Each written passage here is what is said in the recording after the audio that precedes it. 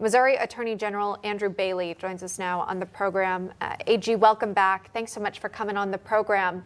You know, this case, although there is a very positive update that Kaylee is doing much better than she was the last time we spoke, now we're hearing again from the girl who was seen in the video smashing Kaylee's head into the ground. And her family is speaking out, saying that she is now the victim, creating a petition for her.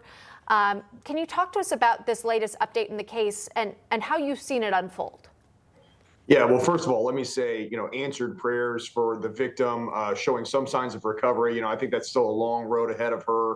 Anytime you've got that kind of traumatic brain injury, one questions whether her life will ever be the same again. And so continue prayers and support for her. Look, this is a system failure on many different levels.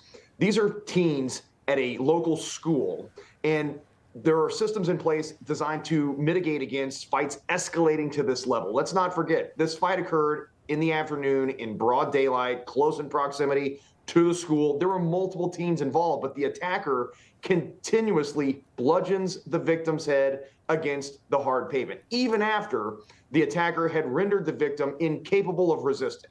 So at the end of the day, what we have here is a first-degree assault. The attacker clearly intended to inflict serious physical injury and achieved that objective. It's by the grace of God that the victim is recovering and isn't, facing, potential demise. And so answered prayers there. But at the end of the day, what role did the school play? Where were the juvenile officers? And in most schools in Missouri, the schools have a safety resource officer, a uniformed police officer in the schools that monitors, conflicts in these schools and can help engage with the youth and the teens in order to get the systems in place to prevent this kind of escalation from occurring and from getting to the level where there's someone that spent several weeks in the ICU. And staying with the school here, they did put out a statement following the fight saying, in part, quote, "It is a tragedy anytime children are hurt, bullied, and fighting in the community is an issue for which we all need to take ownership and work towards a resolution for the sake of our children." You announced last week that you're launching an investigation into the Hazelwood School District and its, quote, radical DEI programs.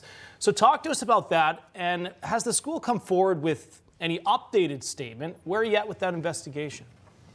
No, we have not heard back from the school as of this time. I will tell you that this school has a history of promoting racially divisive ideology and indoctrination programs ahead of student safety. And I think they bear some culpability here. We need to understand why they booted the safety resource officers off campus in favor of a DEI program when the law enforcement agency said that they would not participate in the DEI program. I also have serious concerns when you look online at the school district's DEI statement, and it says that uniformed police officers are frightening to children and thus expresses negative statements about law enforcement. Well, the SROs play an important role. Again, those SROs monitor the student body on school property and can help diffuse conflicts like this. When you have this many teens involved in this kind of street brawl in broad daylight on a public street, there were early warning signs. The school had a responsibility to detect those early warning signs. And in the state of Missouri, juvenile officers can take custody of kids who are beyond parental control or exhibiting